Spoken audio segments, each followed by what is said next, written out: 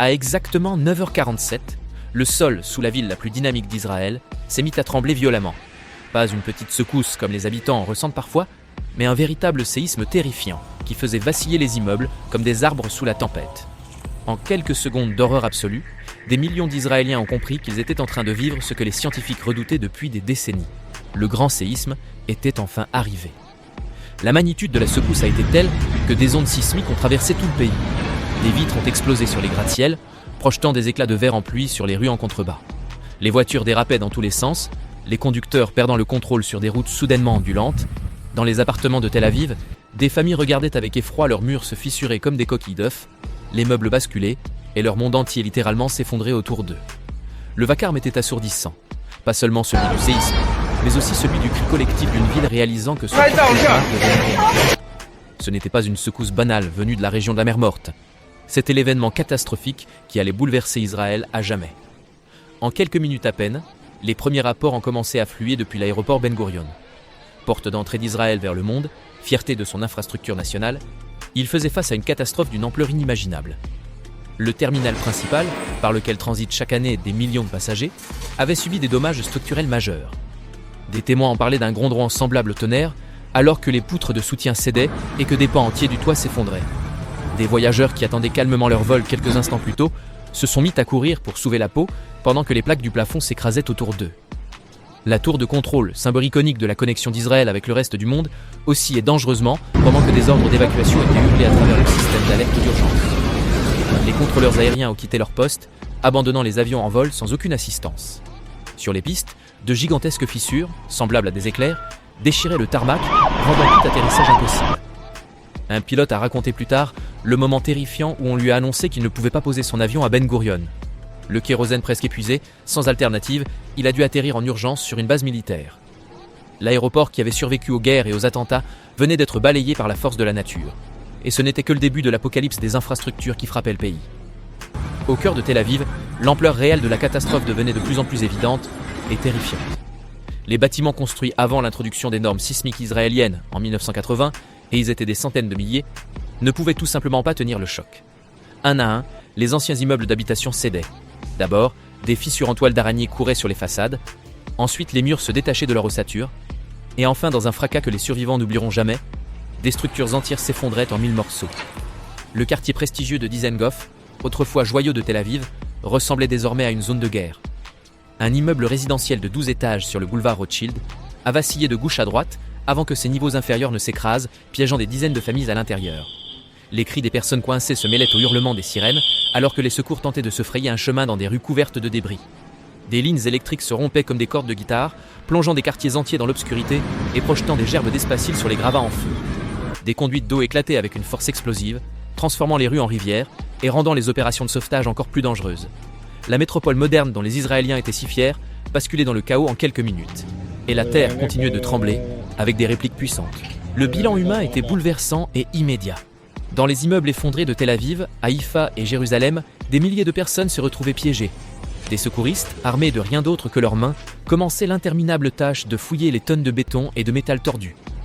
Des parents fouillaient frénétiquement les décombres de leurs écoles effondrées à la recherche de leurs enfants.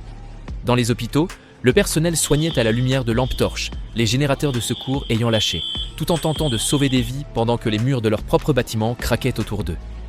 Un secouriste a raconté avoir trouvé une famille de 5 personnes blotties dans ce qui restait de leur salle de bain, la seule pièce de l'appartement qui ne s'était pas entièrement effondrée.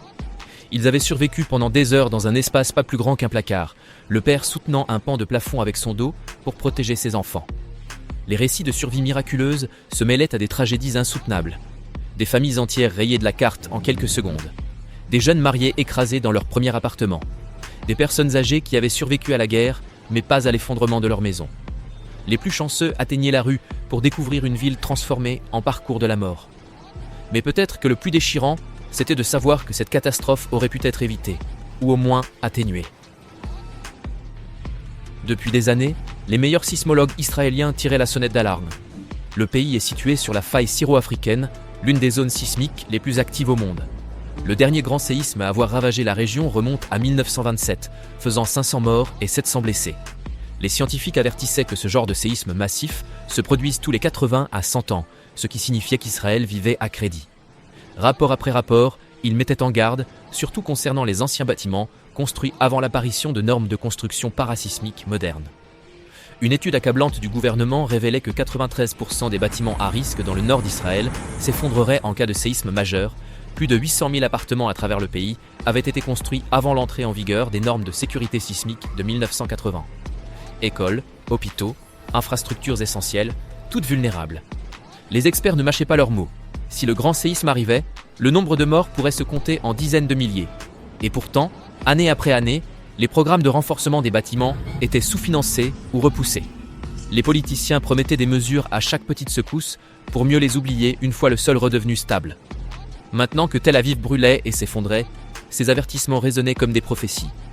Le séisme contre lequel Israël pensait être à l'abri de son vivant venait de frapper avec une violence implacable. La réalité géologique du territoire israélien rend cette catastrophe presque inévitable avec le recul. Le système de failles de transformation de la mer Morte traverse littéralement le pays, marquant la frontière tectonique entre les plaques africaines et arabiques. Depuis des millions d'années, ces plaques énormes se frottent l'une contre l'autre, accumulant une pression colossale. De temps en temps, cette pression se relâche sous forme de séismes dévastateurs. Les archives historiques dressent un tableau glaçant. De régularité. Chaque séisme a apporté son lot de destruction et de mort. Et chaque fois, on entrait dans une longue période de silence, assez pour endormir la population dans un faux sentiment de sécurité. Le séisme de 2025 n'a pas surpris les scientifiques. Il était parfaitement dans les temps. Ces dernières années, l'activité sismique s'intensifiait, avec de nombreuses secousses plus petites que les experts voyaient comme des signes avant-coureurs. Un séisme de magnitude 3,8 ici, un autre de 4,2 là, chaque fois un coup de semonce que la majorité de la population ignorait, trop occupée à craindre d'autres menaces que celles qui grondaient sous ses pieds. La réponse des secours, bien que héroïque, a été fortement entravée par l'ampleur des dégâts. Les pompiers devaient faire face à des incendies partout en ville, provoqués par l'éclatement des conduites de gaz et les courts-circuits dans des bâtiments endommagés. Les forces de défense israéliennes ont mobilisé toutes les unités disponibles, transformant leurs soldats en sauveurs. Mais même leurs efforts combinés semblaient dérisoires. Des équipes internationales de secours sont arrivées en quelques heures, apportant des équipements spécialisés et des chiens renifleurs traînés. Des équipes venues de Grèce, de Turquie et de Chypre, des pays qui connaissent bien les séismes, faisaient partie des premiers sur place. Leur expérience allait se prouver précieuse dans la course contre la montre pour retrouver des survivants. L'impact psychologique sur les survivants a été immédiat et profond.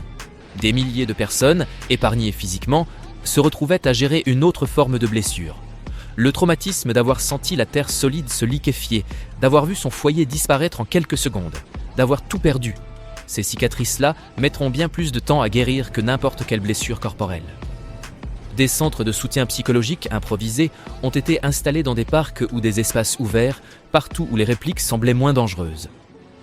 Les parents peinaient à expliquer à des enfants terrifiés pourquoi le sol pouvait recommencer à trembler. Beaucoup refusaient d'entrer dans un bâtiment, préférant dormir dans des voitures ou des tentes plutôt que de risquer de se retrouver piégés à nouveau.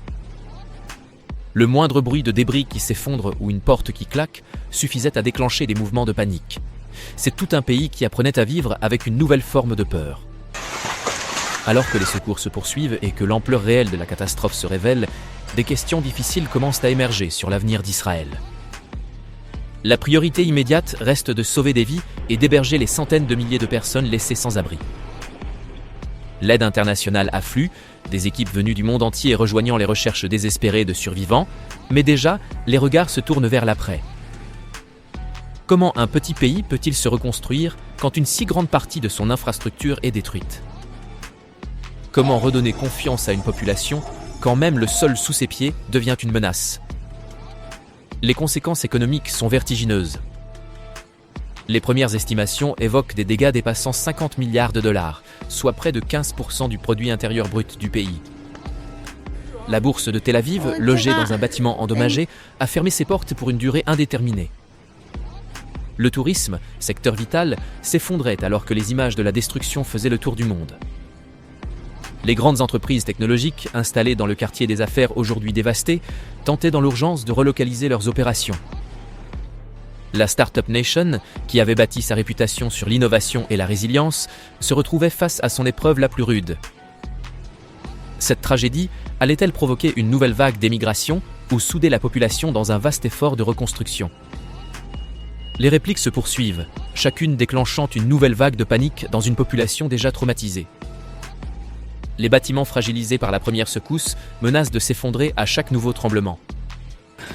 Les ingénieurs alertent, de nombreuses structures encore debout sont tellement endommagées qu'il faudra les démolir. Le coût économique sera colossal. On parle déjà de dizaines de milliards de dollars de pertes. Mais c'est le coût humain qui bouleverse vraiment. Des milliers de morts, beaucoup de disparus, une multitude de blessés. Des familles brisées, des communautés détruites, la confiance d'un pays réduite en miettes, comme les vitres de ses gratte-ciel. Le grand séisme qu'Israël redoutait depuis si longtemps est enfin arrivé et ses effets se feront sentir pendant des générations. La question désormais n'est plus de savoir si un autre séisme majeur frappera, mais quand. Et si le pays tirera enfin les leçons brutales de cette tragédie, ou si les générations futures seront une fois encore prises au dépourvu quand la terre recommencera à trembler. Alors que la nuit tombe sur cette journée de destruction, le travail continue. À la lumière des générateurs et des lampes torches, les secouristes fouillent les décombres, priant pour des miracles. La terre a peut-être cessé de trembler pour l'instant, mais pour Israël, les vraies secousses ne font que commencer.